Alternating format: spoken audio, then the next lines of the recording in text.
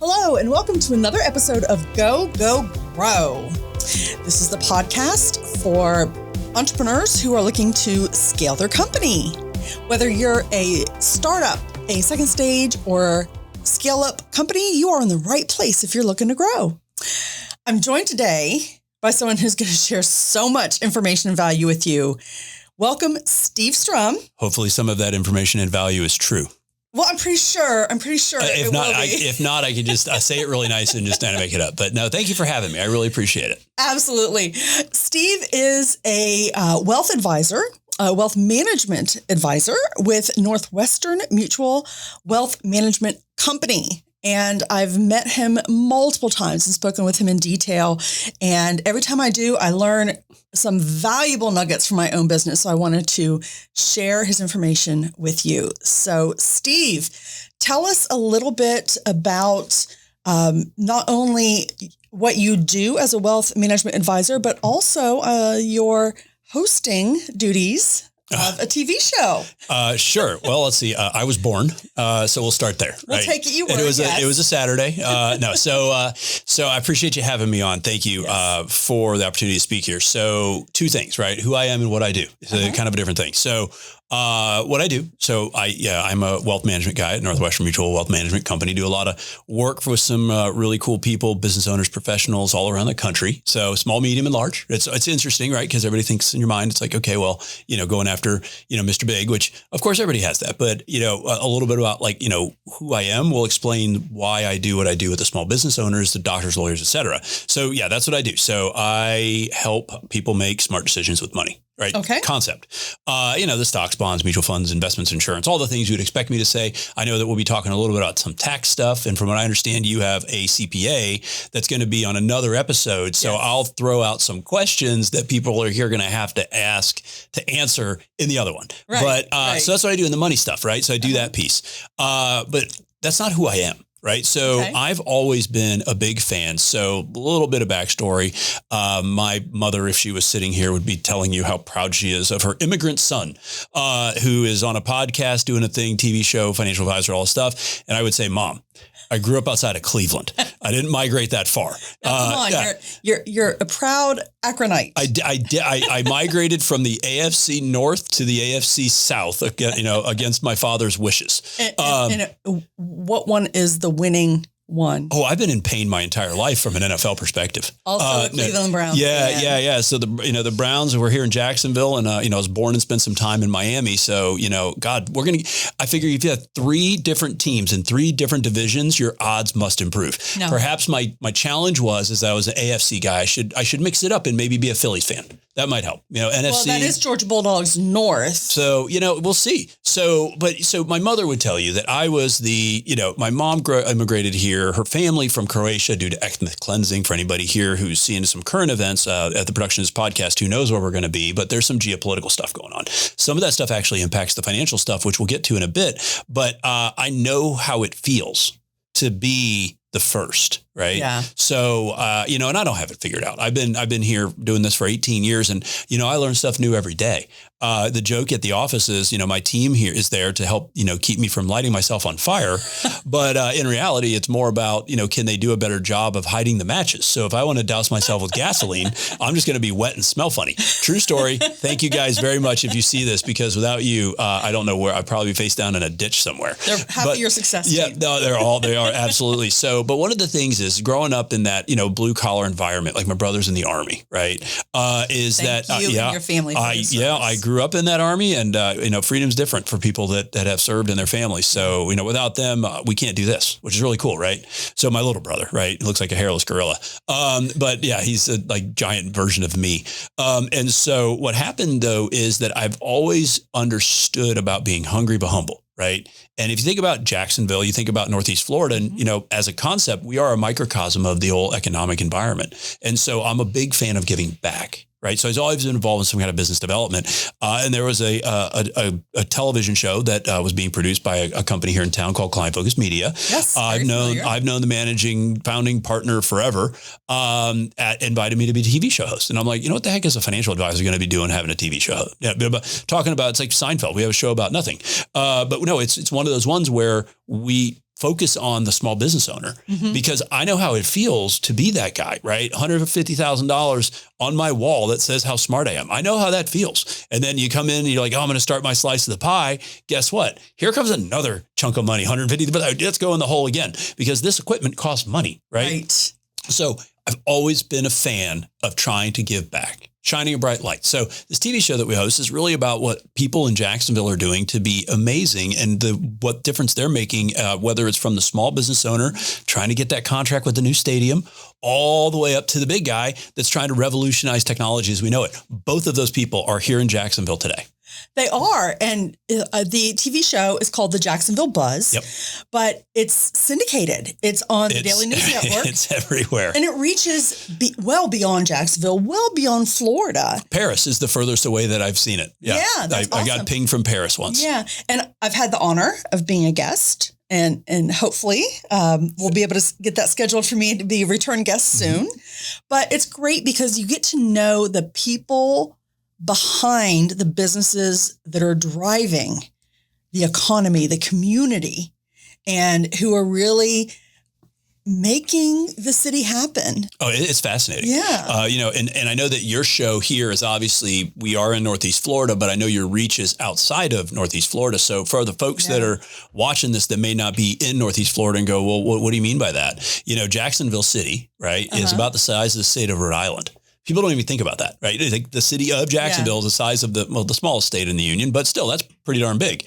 There's some really cool things happening here, right? So, if you think about, you and I grew up in the Ohio era and the Rust Belt was called the Rust Belt because, in Akron, right, they never recovered from the rubber.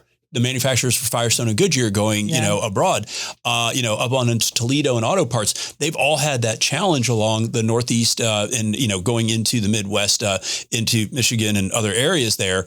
They really struggle to recover. Right. And the problem was, if you think about it economically, which is stuff that we'll be kind of diving into, is that, Akron, where I grew up, was the rubber capital of the world, right? Yes. That's what it was. And they left and it died. If you think about that from a Jacksonville perspective, you've got so many things happening, right? You've got logistics. You've got the military's obviously here, big Navy town, not just Navy, right? All the branches are here. Well, Jacksport is the largest port that is bringing all the goods and services into the Atlantic. That's right. It's interesting. From the Atlantic. Well, no, because you can literally take a train directly north. A lot of people don't realize that, directly north of us is Cleveland. It's not New York because, New York's like 75 over this becomes way. 71. Right. So, and then you can go from Cleveland all the way out to Houston in the same relative time via rail or via truck. So logistics hub, you got technology, you've got healthcare. Of course, we have the wonderful Jaguars that just got approved as of this taping for a multi-billion-dollar upgrade. And those guys have some really cool ideas planned for the city of downtown or the downtown area of the city of Jacksonville, because, people watching this thing, Jacksonville's going to be doing something like a Nashville, a Wrigleyville, something in the stadium of the future. What a cool place to be, and what a cool time to be in a place like this as you see an economy just start booming. But it's not just the big guys that get to participate. It's the little guys too.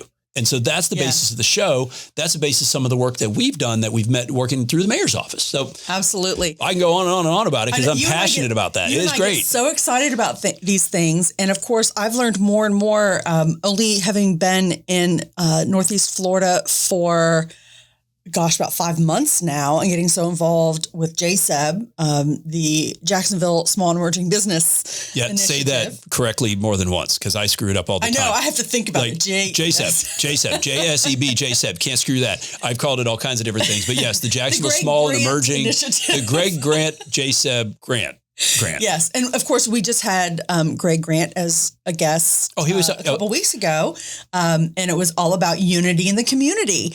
So hopefully you've seen that episode as well. We'll reference it in the show notes. I'm going to have to check that out because, unity in the community is a very Greg Grant thing to do. I've known that gentleman for entirely too long, and he still answers my calls sometimes. Never too long. No, not too long. But anyway, he has really underscored for me, fairly new to the area, opportunities like the stadium. If you could be a small, medium-sized business and think, well, gosh, I could never get a contract for that stadium. So wrong. Right. So wrong. But you've got to be prepared for it. You have to be prepared, of course, with your plan and with the services that you offer and the equipment that you need. But you have to have your business plan ready. And a big part of that is the financials. It is. And setting your business up for success. And that's one of the reasons that I wanted you to come on today. I appreciate that. And it's a great dovetail from that episode, probably into your next episode, is, the people watching this thing. And we'll use the stadium kind of like as a moniker for the conversation, because everybody can relate to an NFL multi-billion-dollar project is something that you're going to kind of notice happening, right? It's a big deal. Yeah. It's the largest real estate transaction in, I think, the history of the city, adjusted for inflation. So everything else is second to this thing. It's a huge investment in the community. Jacksonville actually got a good deal on it, by the way, because Shad Khan did not have to pay for half, but he did. The contract with the franchise is, also with the city, not just the owner, but it's a great launch point, right? And it's speaking to the audience, people going, oh yeah, the stadium, like, how am I getting a piece of that? Well, I used to talk about this in a metaphor. You've been to some of the events that we've done, and about like somebody's got to paint the yellow stripe on the parking lot to make sure that nobody parks there. I literally met that gentleman. And he does that very job on the show at the Jacksonville Buzz, the thing we do for veterans. And it's fascinating because all the way from literally the guy who has to paint a stripe on a parking lot to whomever comes up with the magical technology to make a translucent ceiling not fall onto us during a hurricane. That's plus not be hot magically, but it's clear. I don't know how that works. Some genius has to figure that out, and some guy needs to paint the stripe, and there's everywhere in between it. And provide office supplies and janitorial and training and staffing. It's not just building the thing. Well, and you got to the point, I think, some of the things that I'll be talking about that I'm sure that you want me to expound on a little bit is you got to be ready. Yeah. It's not just, okay, I've got a business LLC, what I got to do. But you got to be because you might only get one shot. Yeah. You might just get one and they're not going to look again. And so if you don't have your ducks in a row. So what kind of questions do you have, or what do you want me to talk about with regards to that? Well, staying on the subject of football, because I'm a football girl. I understand. One of the things I like best about you, Steve, is you have a real talent for breaking down really complex concepts and information into really manageable, bite-sized information that is it's really comprehensible and something that we can understand, even though we're not finance experts. And again, staying on the football topic, you kind of broke things down for me in terms of a football team and how that relates to your business. It's one of my favorite, and I stole it, just to be clear. However, who'd you steal it from? His name was Mike Halloran. Rest your soul, sir. He served as a mentor of mine for many, many years. And so it's always funny in the industry. It's like 70% of the content that you hear is not your content. The 30% is how you make it your own. So I'm sure Mike would have told it a different way, but anyway, that's one of my favorites. And I appreciate the feedback about breaking down into bite-sized pieces. My dad, if he were here, would tell you that I'm so full of something, my eyes are brown. You said it much more. I wasn't going to phrase it that way. No. Yeah. You really were very eloquent and kind in that. I try. Appreciate that. So the football analogy, right? So whenever I meet with a small business owner, so by trade, Steve Strum, the stockbroker, financial advisor, wealth guy, right? I sit down and I'm a little different than most, because most people are like, well, you're 29, you've got, you're married, you're welcome. You got married, kids, no kids, whatever. You make this much money, and you want to get to this point, right? Go buy these things and you're fine. Product advisors, there's nothing wrong with them. I do those sometimes because people go, hey man, I need to do a stock trade, right? But then by heart, I'm that fiduciary level process advisor. So it's like, what do you want to be when you grow up, right? And you know how old you are, you know how much money you make, you know how many kids you have, right? You know all that stuff. Those are things that you know in the back of your mind, roughly. The thing you don't know is, what do you want to be when you grow up, right? I'm not going to grow up. Right. Well, rephrase, in 5 years, what does that look like? What does success look like, whether it's personal, professional, financial, right? So one of the things that I tell people is I try to help them understand through an analogy. You can't look at a Picasso and like recreate it, but you can point at it and say, you know what? Got it. So the football analogy. I ask people, business owners, especially the small business owners, Gen 1 guys for sure, and ladies, if you were a football team, what position do you think you play? And I would leave it at that. And I hear quarterback, running back, nose tackle, water boy, whatever. And they'll, all kinds of different ways that the people self-identify. And I said, look, everybody starts out on the field, and I get that. But my job, if I do a good job for you, is you have to understand that you're an owner of a company. You belong in the owner's box, right?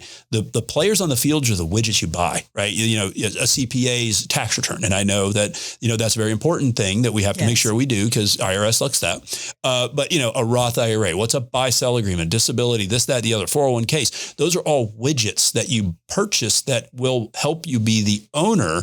The coaches on the field, there's always a head coach, a offense, defense, special teams.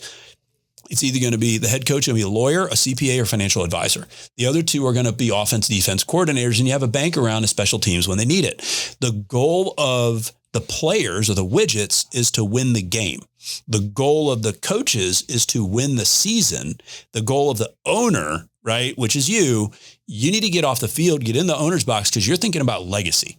Now, I will also say that in the fact that most business owners, as I tell that to, want to be Jerry Jones. They're going to go ahead and they're going to you're going to push Dak Prescott right off the reel and run it in himself at 90 years old. If there's one owner I do not want to be, it's Jerry that Jones. Guy I want a championship. He's got some challenges, but he's built quite a respectable organization, but he will run down to the field. Well, and from a monetary standpoint, that's the guy to be. Yeah, the house that Jerry built.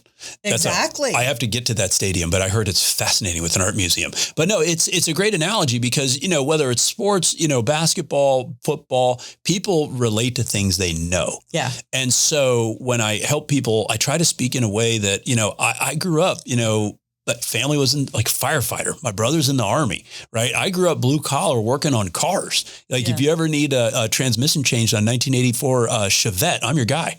I have the tool before 3D printers. I made one on a lathe and I almost cut my finger off. And I did electrocute my father twice. But it's okay. He's still here. Thank you. You're welcome.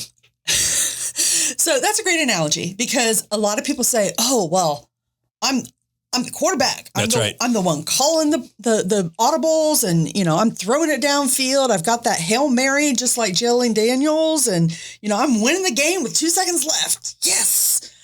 Okay. No. And I've referenced this book before, the E-Myth.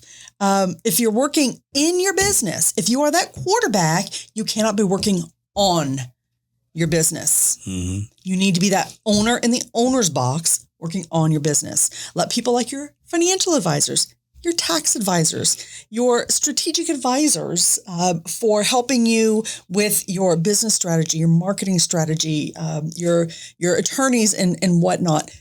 They need to be the coaches. Well, and the thing is that everything's become so everything has become so geometrically complex, right? Everybody wants to talk about, it's astronomical. Well, not quite, but it's geometrically more complex. So the tax code, right? It's the single most interesting and complex law that we have on the books. And so interesting. It helps to sleep at night. No, it is. It is. There are some fascinating things, but 1,200 pages is a long read. Yeah. And there's a lot of complicated things going on in there.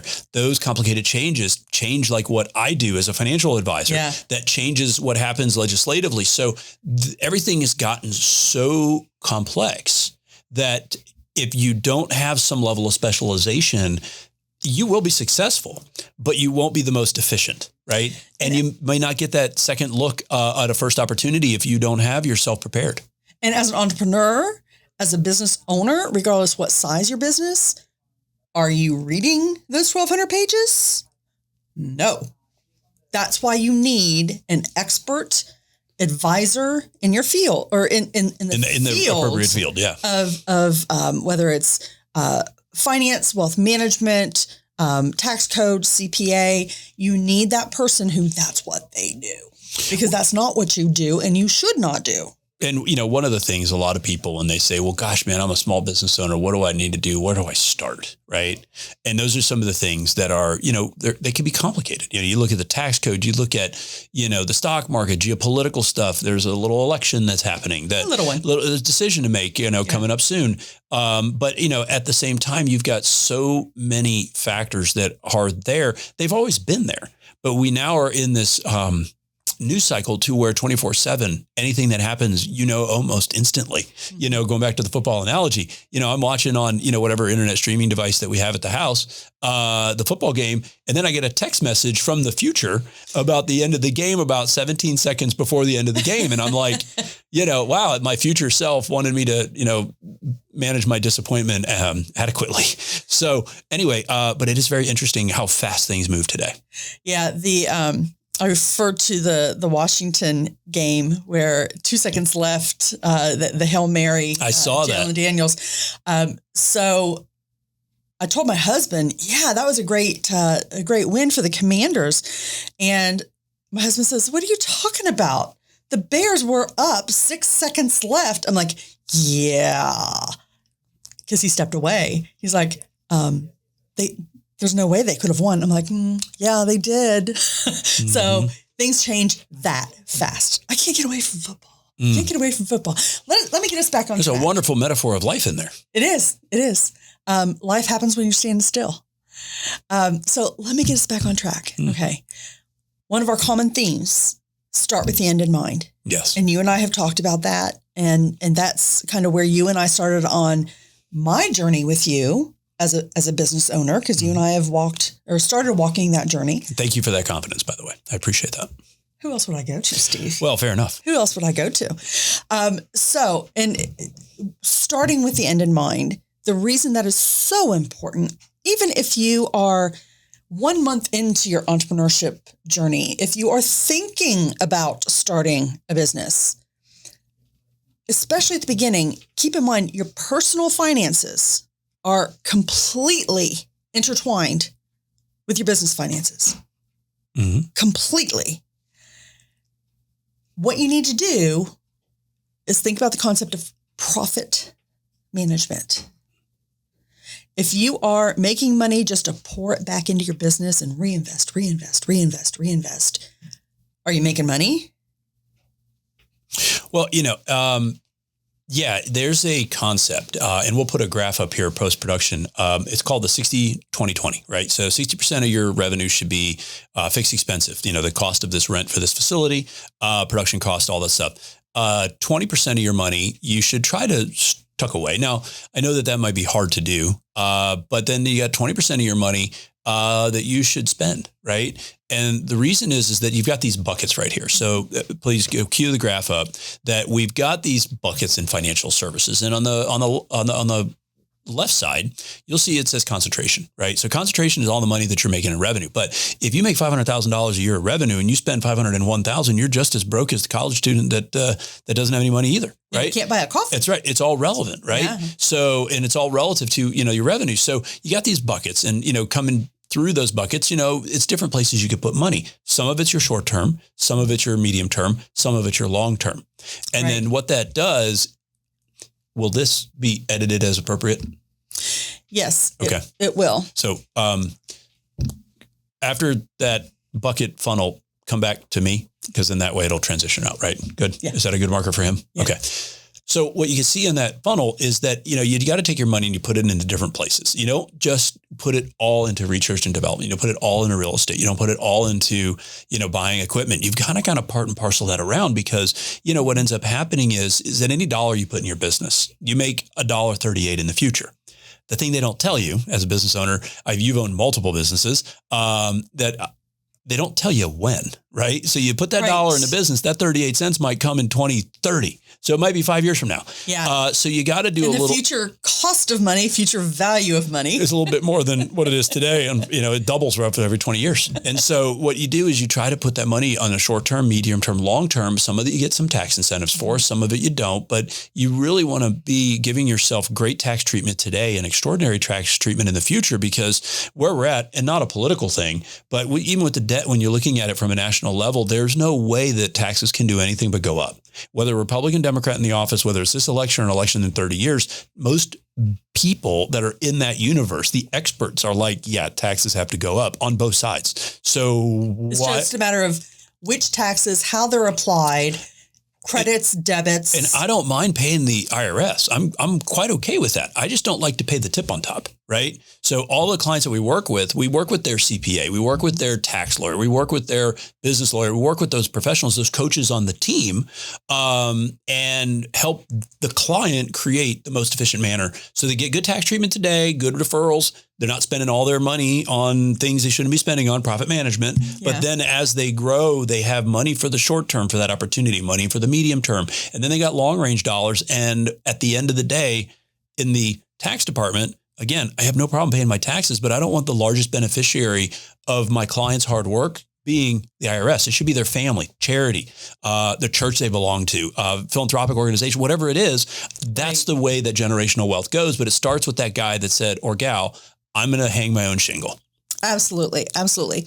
One thing to keep in mind too, when you start your business today and you say, okay, this is my goal. This is what I want to do. I just want a lifestyle business. I want work-life balance. I really want to put that balance on the life part of it. Okay. 5 years from now, that shifts. Maybe your life situation shifts. Maybe you start a family. Maybe you have an aging parent and you have different financial goals. Once your business focus shifts or once your financial focus shifts, it automatically shifts the other. Correct. And what happens if you have some sort of stuff hit fan event, right? Yeah. I'll be 48 here in a little bit. I'm dealing with the sandwich generation, right? Yeah. I've got kids getting older and I've got parents getting older, right? Different sides of the spectrum, but there is going to be a period of time where that does take into consideration. And then what do you do as a small fledgling business owner when you got to take care of grandma? I don't mean I'm not the harbinger of death, but those are very real things. Yeah. We have, and then of course you also have other things with the shifting, right? A thing called brain drain. I'm sure that you probably have heard of this, but we have more people turning 65 and exiting the workforce than any time in this year in human history. It's called the silver tsunami. All of that money, all of that knowledge, all of that wealth leaving the workforce. And you got a bunch of people that, you can't fault somebody for being 11 in 2008. I mean, that's just when they were born, that are now 30, which is great. Taking the reins. A lot of interesting things to think about, right? Your business shifts in 5 years. Maybe you want to sell it in 5 years. Maybe there's a suitor in 5 years. There's so many things that it is fascinating to see how the economic condition of our country and the world has been evolving. So let's look at the bright side. Let's look at the, There are many of those. Let's look at the rose-colored glasses side. Let's say you start your business. You design an app, a mobile app. Sure. And you think, oh, this is kind of cool. Well, sell it to a couple of friends. And it takes off like gangbusters. Mm-hmm. If you start with the end in mind, your end may be, this is a little side hustle I'm going to do. A year from now, 6 months from now, you may say, this is scalable. This is something that can be way bigger than I planned. Mm-hmm. Or you may develop a software and think, okay, well, this is something, I could probably do, $500,000, maybe $1 million. I don't know. Maybe it'll grow to that someday. And 2 years in, you're looking, oh gosh, I could go to an IPO. Once that shifts, you've got to be prepared for it. But there's also other things you need to prepare for. So think about things like unexpected liabilities or loss claims. Talk about that a little bit. Sure. So, there's, I think the big three things that are out there, right, is that you always look at your liability. And so that's a big piece. The other piece is a liability that hasn't happened yet, because there's a thing with the lovely F word called funding that you might need in order to scale. You should be back there. I am. So this is a family show, ma'am. Funding, right? That's a big deal. And you think about what are your risks in business, right? So I'm a business owner, whether it's an app, a construction worker, whatever it is. What is the number one and number two risk? The number one risk is that you die. I mean, I don't mean to be crude, but that's terrible, right? It's also the number one risk after what your name is on a loan application, right? If the bank is like, all right, well, how are you going to pay that money back if you fall over dead tomorrow? But dead's pretty easy, right? It's, I'm alive, I'm not alive. There's really not a debate. Yeah. Then you have this other weird thing called a disability, right? So what the heck is that? Well, you and I as healthy 29-year-olds, we have an 11% chance of dying. statistically speaking, as you get older, it goes up. Yeah. You have a 50-50 shot of having a disability. So it's a flip of a coin. Yeah. And when you talk about like a disability, I mean, people always think, oh yeah, cancer, right? And obviously, of course, but what happens if I'm a keyboard guy, right? And I damage this tendon right here. So in a doctor, it's called $1 million tendon because it allows them to do the thing with the scalpel. Anybody who works with their hands, right? Without that, it doesn't work so good. Something like that happens, or you break your hand or something like that, at a pool party. That could impede. I mean, I've run a keyboard with one hand before, not by choice. I broke my hand. It's terrible, very hard. And then on the other side, you have the one where you have the things that happen where people have like, medical events like cancers and stuff like that. But there's like 10,000 different ways that things can go sideways and a 50% chance that's going to do it.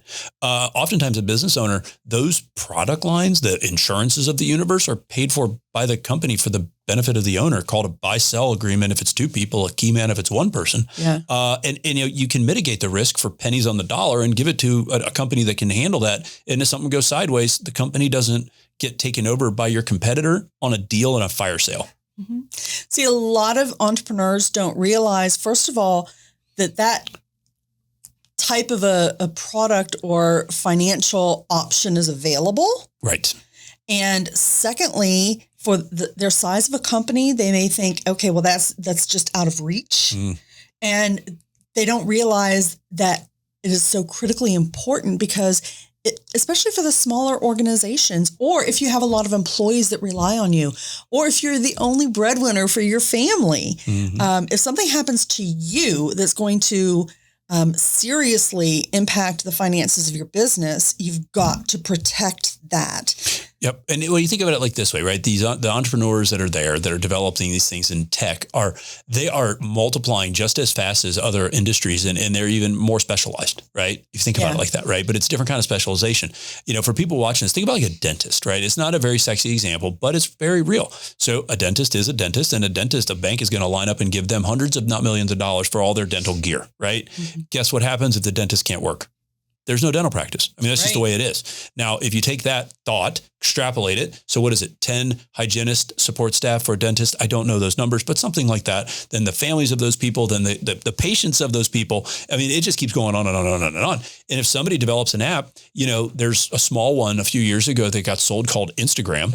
It was. I've heard of that one. Yeah, I think they were sold before they even got finished. Right. I mean, think about that. Now, of course, in the Instagram reality, people go, yeah, I'm going to design an app. But I mean, there's some really cool ones that are out there that are health related, things like that. So, whether it's a big guy, little guy, or somewhere in between, the thing about those planning items is it doesn't have to be egregiously expensive. Right. And it's even more pertinent for that smaller business, especially in their early stages, because other companies that are larger, that are the companies like GE, they have multiple ways to mitigate risk. They're also having those planning items done maybe at a larger level, but it can be paired to what's relevant to the growth opportunity for that small business owner to be affordable in the budget, but also have them ready to accept contracts because the people you're doing business with, they're going to be asking for those. Yeah. It's like the second question on some loan applications in traditional lending. It's like after, what's your name, your favorite color, your social security number, blah, blah, blah, blah, blah. Yeah. What happens if you, how do you plan to pay this money back if you die? Well, two offshoots from that. Sure. It's not always the unplanned bad things. No, not at all. But there's also unplanned investments. You may have a fantastic opportunity for a new contract, but you may need to immediately expand capacity. Yep. And you have to be able to do that. And you had mentioned traditional financing. Well, a lot of listeners, I'm guessing, probably are not yet bankable. They don't have that track record yet. And they may say, okay, well, this sounds all really fantastic, but I'm bootstrapping. Yep. What am I going to do here? I don't have the funding. You had mentioned that F word, funding. Yep. I don't have the funding to get where I need to be. And that's really what's kind of constraining my growth. I hear that so many times. So in kind of preparing for our conversation, I thought about episode 1 from season 1, and our guest, I'm not sure if maybe you've run into him at some business functions or whatnot. His name is Marius Dobrin. He's with Sawgrass Finance. He's also active in Grow FL, which is another small business second stage organization here in Florida. But Marius and his company, Sawgrass Finance, they work with that not yet bankable group of small businesses. Mm-hmm. So if you are in that group yet, that is not quite at the point that Steve has mentioned that you can go out there and get things because you can just sign that line and the banks are going to jump all over that.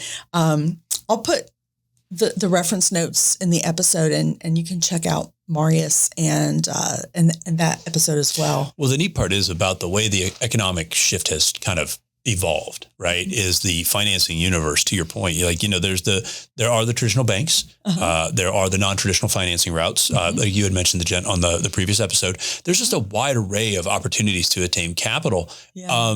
The common thread though, every single one of them, they all want a plan. Business plan? Every single one, if you're looking at venture capital, one usually a piece of the thing, they definitely want a business plan. Bank for sure. Even the non-traditional finance guys, everybody, you can't just go to somebody and say, hey, you know what? Yeah, I've got a great idea to make, cups. Mm-hmm. Okay, great. Tell us a little bit more about that, right? So it's both a strategic plan, but then also a tactical plan, right? Oh, yeah. Things called like a pro forma, like how much money? Oh, well, I make this much money a year. Okay, great. Well, what does that mean over the next 20, 30 years in a pro forma when you're going to, whether it's traditional, non-traditional, to get financing so you can expand?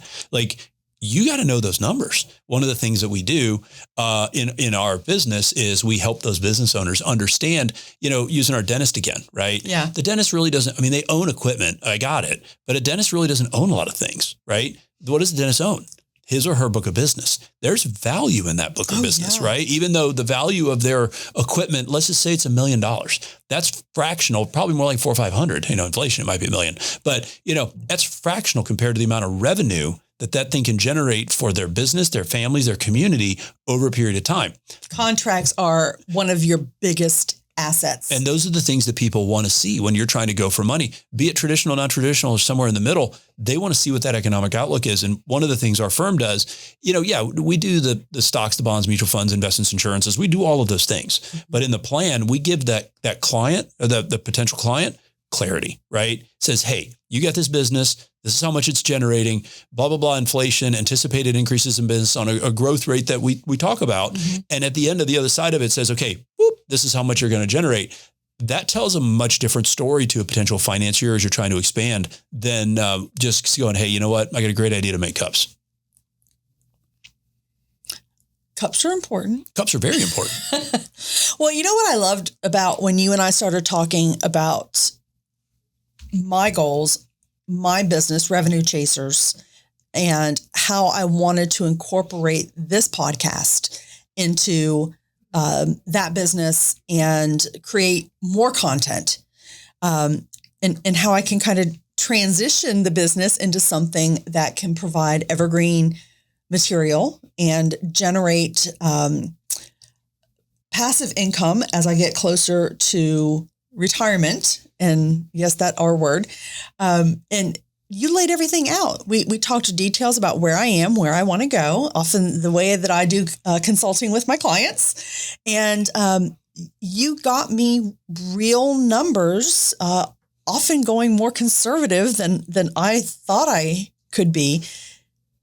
And you made me realize what I want to do is possible with your expert guidance. I appreciate that on behalf of my team, because it's not just me. There's a whole bunch of people on the team that make me look really smart. But no, I thank you for that. And just a real quick thing that might help you with the R word.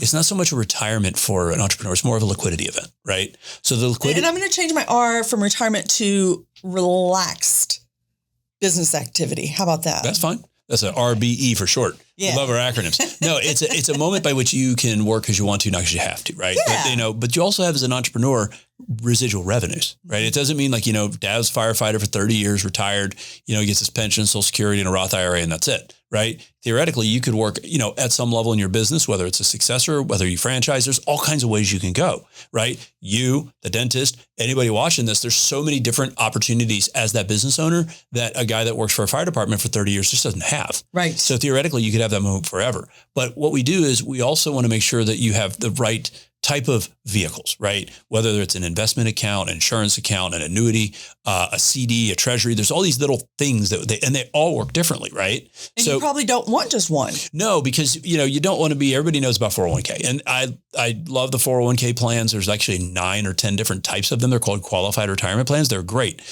The bad part about them, though, is that you get the deductions. Everybody loves the deduction, but then you got to pay income tax later, right? And so we talked earlier, income tax is not going down, it's going up. So whether it's a taxable account, tax deferred account, an account that you have to pay something called capital gains, which is less than income tax, or tax free, is you have all these different products. And what you do is you say, okay, well, you put all the primordial soup together and ding, ding, ding, ding, ding on the other side. If you have $1 million and it's all in a 401k, and and you retire in 2008, guess what? You don't have $1 million. You have about 700,000 because the stock market went down. Oh wait, you cashed it in. You don't have 700,000. You got to pay tax on this. Now you got about 5. Right. So your $1 million real quick goes down, and obviously that's a dramatic event, but it happened in 2008. It happened in 22, happened a little bit in 2018. Nobody remembers that. It's every 7 to 10 years it happens. So, that's a problem if you all put it in there. Plus, it's all taxable. So you put some in the risky bucket, some in the safe bucket, some in the taxable bucket, some in the tax-free bucket, and then you pull the money out in a thing called sequence of returns. All that means in English is if you have that $1 million and it's all in the stock market with no offset for anything, no side account for any, at all, then that you basically would be in a situation where you had to sell it at a loss, right? But if you had, let's say 700,000 in the market, 300,000 in some sort of something else that's a dividend account paying of some kind, a money market, a treasury, a CD, there's insurance companies that, pay dividends, there's annuities, all kind of things that don't correlate to the market, right? That you could offset and use those assets during a down market. And it gives you about a 44% higher probability of success. So it's not just sticking it in one bucket. It's sticking it in all the buckets to get great tax treatment now, awesome tax treatment later. And you also have to be cognizant of that velocity of money when the market's not always going to cooperate. Absolutely. Well, I'll tell you, it's a lot. It is. And in addition to covering so much today, Steve, I want to thank you for kind of breaking things down into bite-sized chunks that we can understand. And we intentionally kind of steered away from the different types of organizational structure, because I mentioned to you that a guest coming up in the next couple episodes is going to be my CPA, Rich Veltri. Well, there's a lot of things that you can come back to from this thing about that, because to kind of tee that next podcast up, some really important things happening, right? So the tax code is getting ready to expire at the end of next year, right? And that was passed in 2018 during the Trump administration. There's some really important things that are changing. The first thing, most likely, and this is definitely one for the next podcast, for all the people watching here, chances are you're an LLC or an S corporation. You're probably not a C corp, right? A C corporation, double taxation. Most people that we've been watching, small business owners, myself, yourself included, are taxed as a pass-through entity. Well, there's a very important tax deduction that's set to expire at the end of next year. It's called the 199A deduction, qualified business income. It's basically the 20% reduction in your income that you pay on the S corporation to spur economic growth. We are going to miss that. There's strategies around there though, right? So it's not a dollar for dollar trade-off, but if let's say you make your $100,000, that's $20,000 discount. And then you say, hey, Steve, here's $20,000 to put in one of those qualified plan things, right? It's not the same, right? It's not the same, but it's the conversation of, do you want to give $20,000 paid in taxes, or do you want to save some of that money, put it in an account for yourself? That's an amazing conversation for your CPA, for you and Rich to have, because those are some very big changes that are going to be impacting. There's also some things with tax bandwidths. And so I work a lot with the CPA. A lot of times I'll actually have a conversation with the CPA more so than I'll have with the client after we get up and running.